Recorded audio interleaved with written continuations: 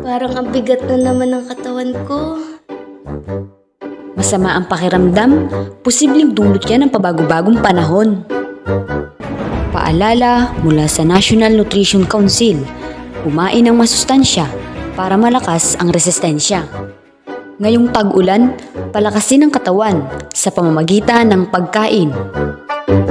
Kumain ng gulay at prutas na mayaman sa bitamina, tulad ng talbos ng kamote na mayaman sa bitamina C, carrots at kamatis na mayaman sa bitamina A, abukado na mayaman sa zinc upang malabanan ang sipon, ubo at iba pang mga sakit. Huwag kalimutang uminom ng tubig kahit malamig ang panahon. Iwas dehydration pa rin. Itlog, isda, karne at munggo, mayaman sa protina na tumutulong sa mabilis na paggaling kung sakaling magkasakit. Sa masustansyang pagkain, malusog ang katawan.